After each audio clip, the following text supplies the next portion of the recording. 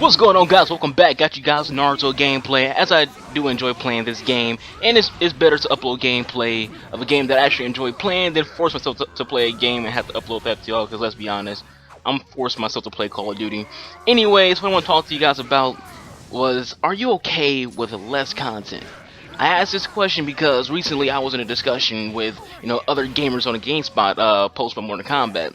I posted that the game is a failure because it's really bad story. There's nothing good about the story at all for Mortal Kombat. The lack of content and its Capcom like DLC like ideal. Of course, much like with anything, a lot of people agree with me and a lot of people disagree with me. And that's part of life. People agree with me, people disagree with you. That's just life. And I pointed out to the people who didn't agree with me that it's stupid that Bo' Rai Cho is a DLC character and it's playable, and it's a playable character before characters like Fujin and Rain. And that WB Games is the American version of Capcom with all these locked DLC. Mortal Kombat X Story Mode has Fujin, Rain, Serena, Baraka, Sindel, Bo' Rai Cho, Frost, Cabal, Li Mei, Tanya, Striker, Smoke, Sector, and Nightwolf. 2 of those characters are now DLC characters. 3 of them are fused into one character and added as another DLC character. Now, because the developers are just too lazy to add just those 3 characters separately, and those 3 characters are fan favorites like Smoke, Sector, and got the other one's name, but all 3 of those characters are fan favorites who fans will play as separately, not fused into one little character. And note that in the story mode, those 3 characters are not fused together. So the rest of the story mode characters are either just not going to be playable or are locked in the game for DLC in the future.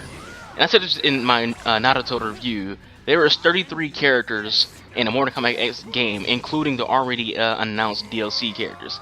That's not a lot of characters. I mentioned all of this on GameSpot polls. A lot of people agree with me. Again, I'll point that out.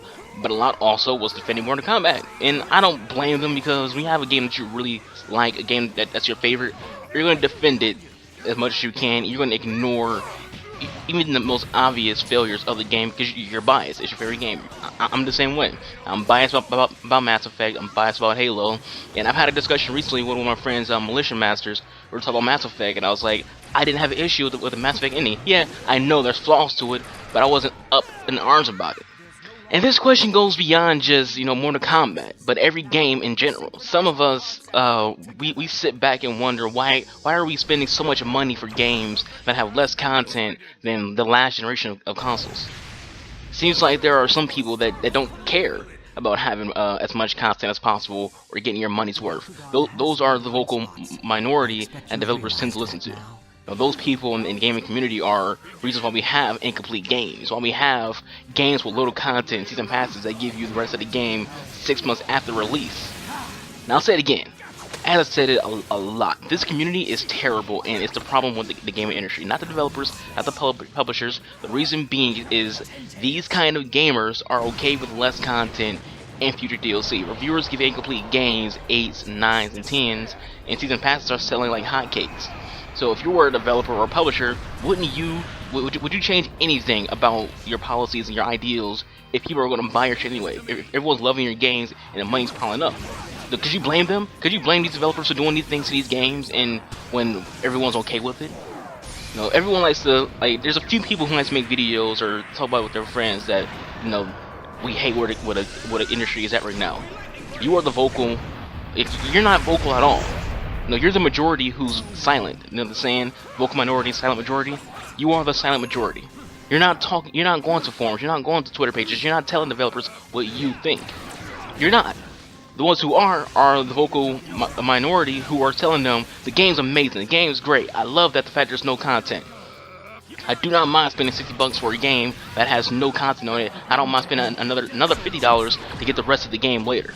Look at Street Fighter V and how there's literally no content on a $60 game. They basically, people on PS4 and PC, they basically spent $60 for an early access game, because the rest of that game doesn't come out until June.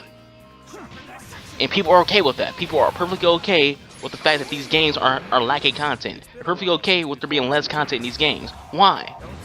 Why are you okay with it? Why are you okay with it? And if I was a developer or publisher, I'm gonna take advantage of that. I don't have to release a perfect game. Fine, I'm gonna release a perfect game because you're not gonna complain about it. You're gonna buy it and you're gonna sit there and play it. Then when DLC comes out, you're gonna buy that too. When the season pass comes out, you're gonna buy that too. So why if I was a publisher or developer, why would I change anything? Because we're gonna buy it anyway. Anyways, for me, the more content, the better. Like I said with this Naruto game, this game has triple the number of characters in Mortal Kombat X, not even including any future DLC characters Bandai will add later. And I applaud Bandai, like I said in the review for this game, I applaud Bandai for actually, you know, adding all these characters to the game and not locking them behind a paywall or locking them behind a disc for DLC later. You know, Witcher has a buttload of content. Fallout 4 doesn't. And everyone loves Fallout 4 and not a lot of people like The Witcher.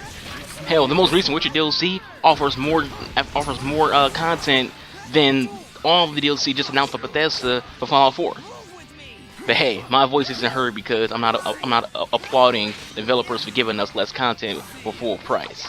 I'm not sucking the dicks of freaking EA and Activision for the shit games they're releasing, and I'm not sucking the dick of Capcom because I love Street Fighter. The graphics are amazing. I can't wait to fucking finish this video and go play it.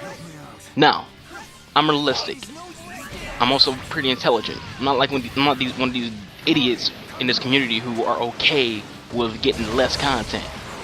And I think we as gamers need a wake-up call, because if what Capcom did with Street Fighter V is okay, with WB Games and NetherRealms did with Mortal Kombat, if that's all okay, imagine what the future is going to be like.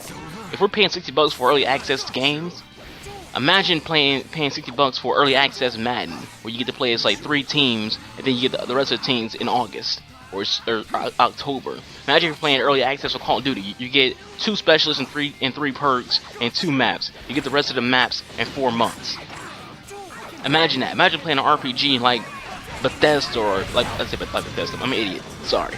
Like playing Fallout or playing Skyrim, and they say, okay, you get 30 minutes of the game now, but you get the rest of the game in 6 months without the rest of Skyrim. You know, you wouldn't want to play that, would you? No. And that's the same ideology that's going on right now. That's just my thoughts, guys. Let me know yours. I'm done going crazy over the situation. Thank you all for watching. Peace out.